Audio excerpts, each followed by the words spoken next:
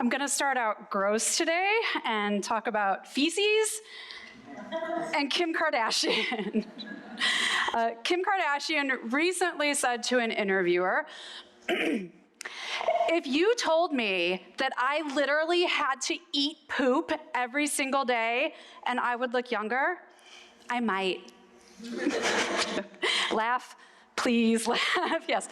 But after you laugh, I want you to do something else, which is consider how much sense Kardashian's comment makes. Consider that the willingness to ingest feces in order to preserve a youthful appearance might be an entirely rational response in a world that teaches women their primary value lies in how they look. If that's where your value is, you're going to invest in it. If the beauty game feels like the most important game in town, you're gonna play. All Kardashian did was pull back the curtain a little bit and admit how significant the stakes of the game feel to her. Now, the beauty game rests on a simple premise, and it's that if you are a woman, your primary role in life is to appear as attractive as possible for as long as possible until you quietly fade away into cultural invisibility. And yeah, it's nice, huh? At its core, the beauty game isn't about any particular beauty standard. It's about performing whatever your culture's standards of prettiness are. And nearly all of us are playing it to some degree. Even as I stand here talking to you about this game, I know that I too am playing it. I am wearing more makeup than I usually do today, had some help with my hair. So today I want to talk to you about the beauty game and the performance it requires of women. But I also want to focus on the psychological consequences of this game because they are steep. And yet for many, maybe even most women, it feels impossible to stop playing. So the beauty game has some unusual rules. If you play it too well, so well that you might even start to feel like you're winning a little bit, then you're gonna be mocked for trying too hard, right? For being superficial. And that's how we end up with things like the no makeup look, which is, you know what this is, yeah. This is where you spend a ton of money and time on your makeup, but you try to do so in a way that it's not obvious you're wearing makeup. An article just last month in Vogue explained that this popular no makeup look requires 9 steps and 8 different cosmetic products totaling $350. So the beauty game says, perform, but hide the fact that it's a performance, right? Don't admit it. And if you don't play the game well enough, or if you try to opt out, then you get accused of letting yourself go, right? And usually letting yourself go, for women, it's code for you gained weight, right? That's what that means. But really, any minor deviation from a beauty ideal can get you accused of letting yourself go, even apparently allowing your hands to wrinkle. Yikes. So the beauty game is a collection of cultural pressures that they make women feel like all that matters is how you look. And if all that matters is how you look, then you're not even a person. Not really, not fully. You're a thing, you're a body. And once you start to feel like a thing for other people to look at, you have no choice but to play the game. Because if all you are is a thing, then you better be the kind of thing your culture wants you to be. A thing that is young, a thing that is sexy, a pretty little thing, a phrase for which, by the way, there is no male counterpart. Right. Now, if you're thinking well, just opt out of the game, just don't play if you don't like it, remember that most women were enrolled in the beauty game without their consent when they were very young girls by forces largely outside of their control. A couple years ago, I surveyed women about their memories around the first time they were catcalled. What happened, where were they, how did they react? And one woman told me this story. She said, I was 14, walking in a parking lot with my aunt, and two men in their 30s walked by, looked at me, and said, "Nice tits." And my aunt turned around and yelled at them, "She's only 14." And the men laughed and said, "And she can still have nice tits." So that 14-year-old girl heard that "you're just a thing" message loud and clear. And she's not alone. A 2018 survey by Plan International of over 1,000 US adolescents found that the teen girls in this study told researchers that physical attractiveness is the characteristic our society most values in women. And nearly 70% of them said they felt judged as sex objects in their daily lives. And the truth is, even if you're trying to play a different kind of game altogether, you can still get dropped into the beauty game. This is Carol Moseley Braun. She's the first Black woman elected to the US Senate. And she recently recalled in an interview how during her time in the Senate, a major women's fashion magazine featured on its cover a picture of her butt as she walked up the Capitol steps with the headline, "This is what a Chanel sweater set should not look like." Nice, right? Yeah, so that was the 90s, but it was just a few months ago that a now former CNN anchor caught flack for describing 51-year-old former South Carolina Governor Nikki Haley as not in her prime. And it was clear he wasn't talking about her political skills, right? He was talking about her success at what he saw as the most important game for women, which is the beauty game. From a perspective of a different game altogether, the Women's Norwegian Beach Handball Association recently, this is a real thing, they got fined by the European Handball Commission, the European Handball Federation, excuse me, because they wanted to wear this as their uniform instead of this. And they were fined for wearing improper clothing at the match. Now, if you're curious, this is what the guys get to wear compared to the normal women's uniform. Now, the women in this picture already have the kind of appearance that our culture really values, right? They are young, they're thin, they're white, they're able-bodied. So even when you're coming pretty close to being the kind of thing the beauty game wants you to be, the rules can still chafe a bit. Playing the beauty game is also a major ongoing time commitment. A 2022 survey by a massive group of researchers of over 100,000 people in 93 countries around the world found that in every country surveyed, women spent more on what they called appearance-enhancing behaviors, so trying to look good, than men. Every single country. Now, that doesn't mean at all that men and other genders don't face appearance pressures. They absolutely do. But take a look at these data. These are international data on rates of surgical and non-surgical cosmetic procedures. And what you're seeing here is the gender gap.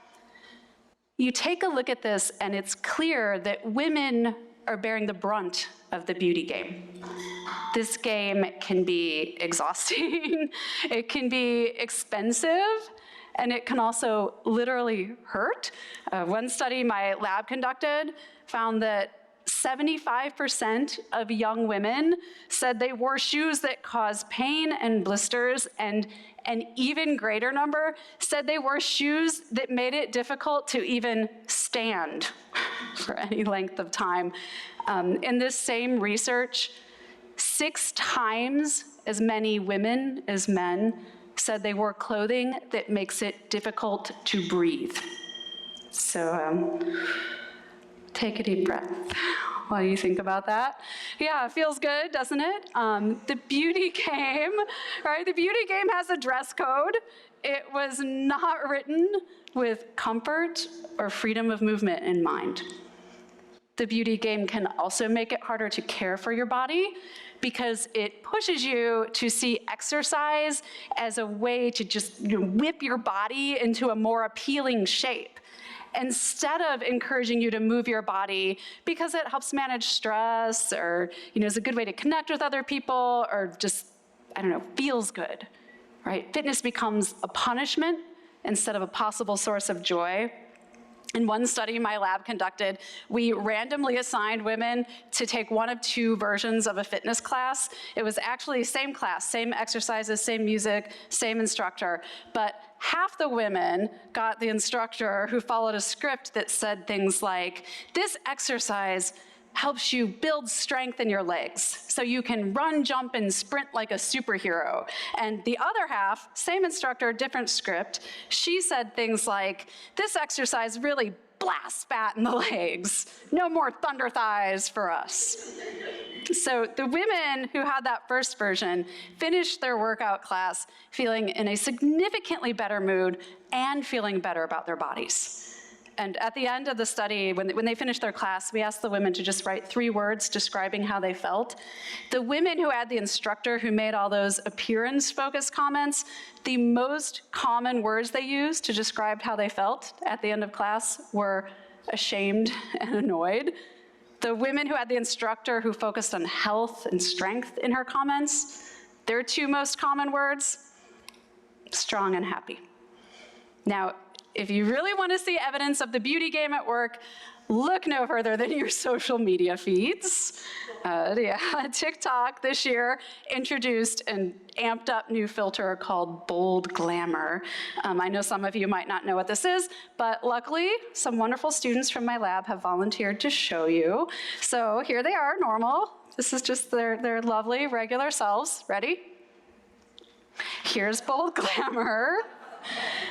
When Bold Glamour came out, I was just beset with calls from journalists who were all basically asking different versions of the same question, which was, what fresh hell is this? Right?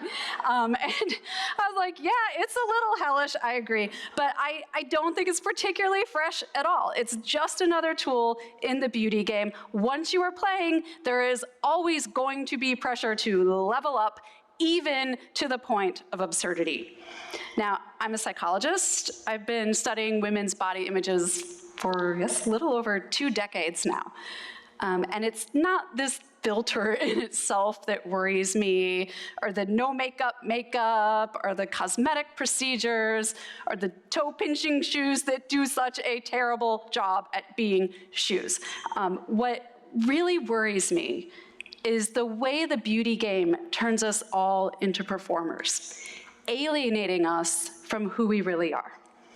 Now, it is normal to have moments in your life when you're performing. Guess what? I'm doing it now. I'm performing the role of a TEDx speaker. But performing is about being what other people want and need you to be. It's about meeting the standards of your audience. It is not about respecting your own values or your own desires. So if you are constantly performing and posing, you can become unmoored from your core identity. You lose track of where your self ends and that performance begins. And on top of that, performing is exhausting in a way that just living in a moment is not.